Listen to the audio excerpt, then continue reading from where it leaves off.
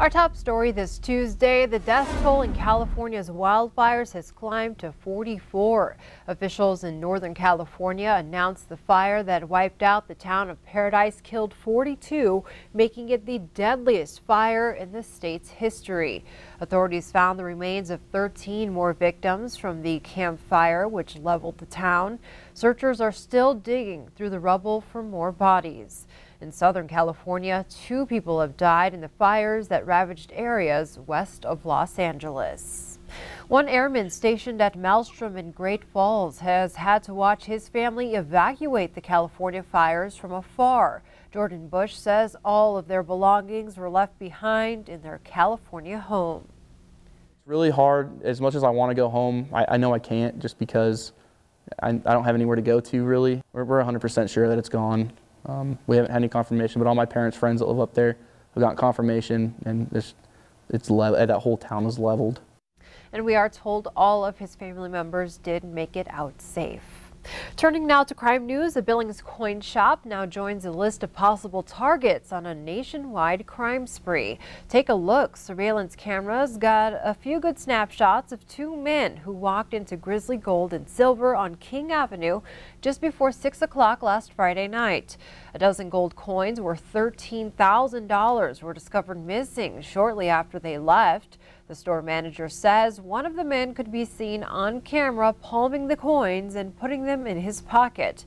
The manager told Q2 he thinks the suspects could possibly be connected to a series of coin shop thefts in South Carolina, Iowa, Montana, and Idaho. A $1,000 reward is being offered for information on the theft. Some people in Billings with no place to stay could possibly find themselves out in the cold during the worst of winter.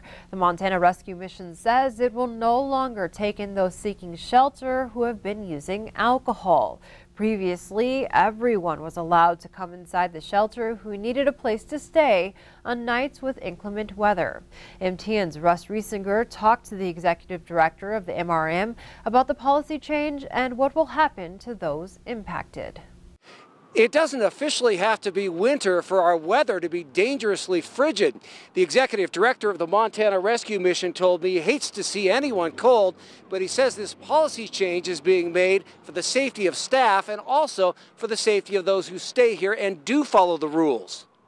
This may sound a little bit hard, but for years everyone's looked to Montana Rescue Mission as the solution for this, but frankly we don't have the capital resources, the financial resources or the staffing to really deal with these folks. So from now on, instead of allowing those who've been drinking to still come out of the cold on those nights when the weather outside becomes frightful, they will instead be given the option to come here to the Community Crisis Center.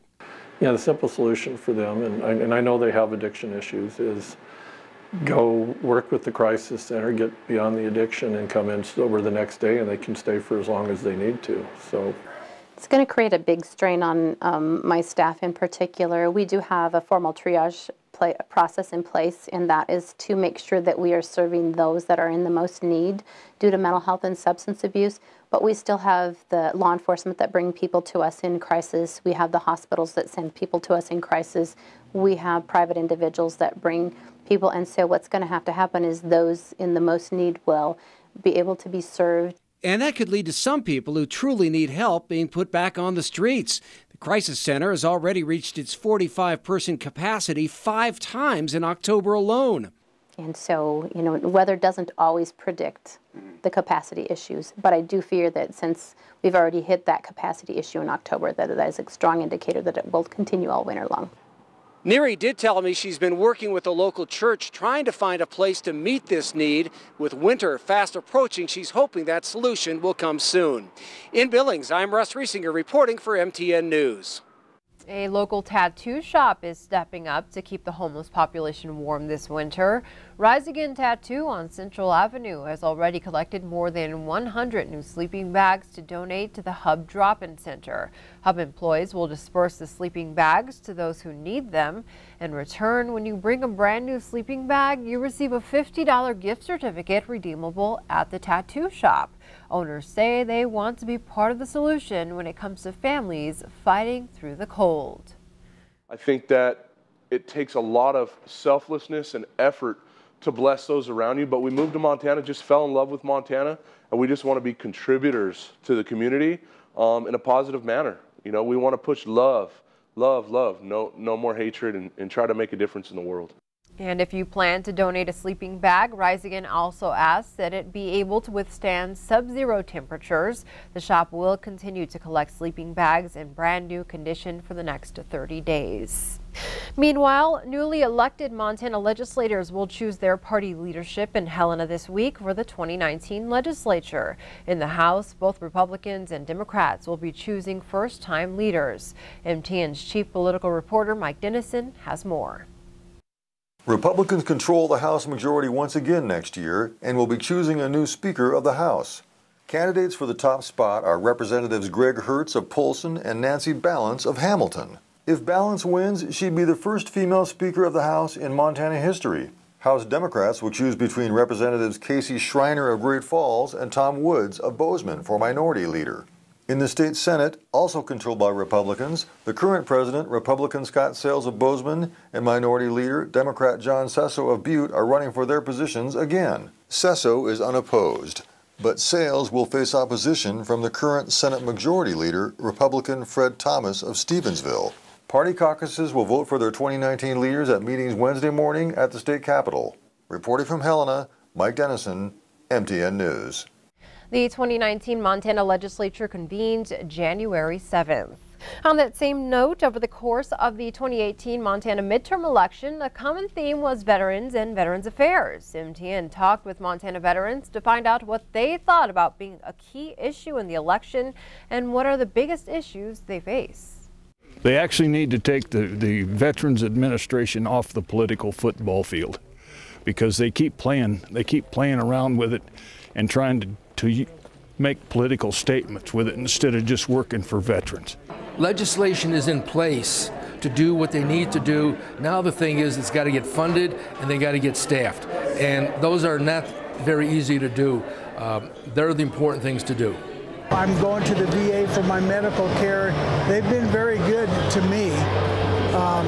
The only thing that I think needs to be improved on is the speed in which they make things happen. I think the biggest thing is to reach out more to the older vets that aren't as aware as the newer vets of what is available and what can be done for them.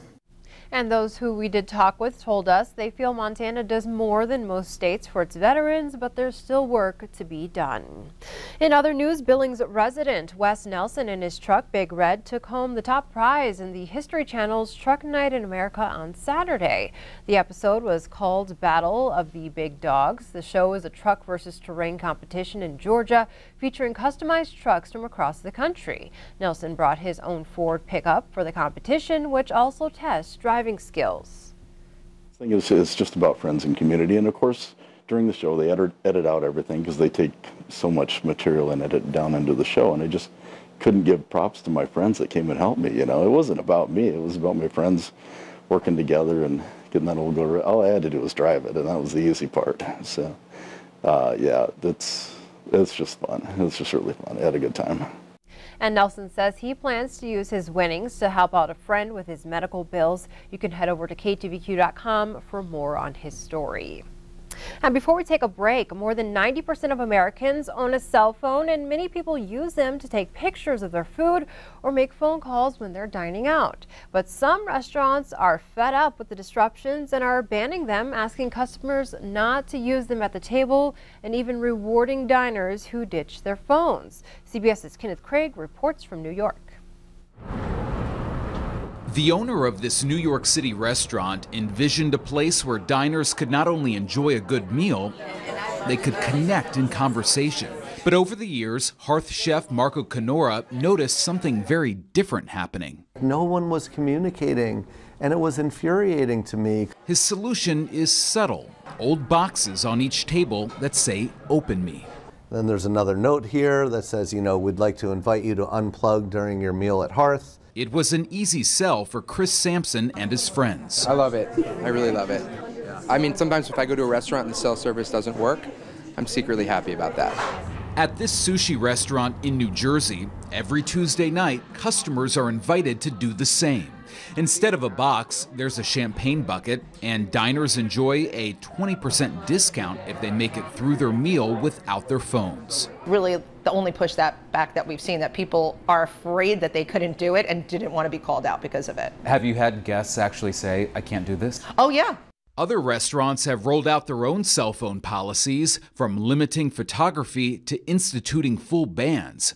Bon Appetit Deputy Editor Julia Kramer isn't surprised. Restaurants have benefited greatly from how obsessed people are with taking photos of their food, but there's a flip side of that, and maybe it's a backlash as well, which is that this type of behavior is also very disruptive.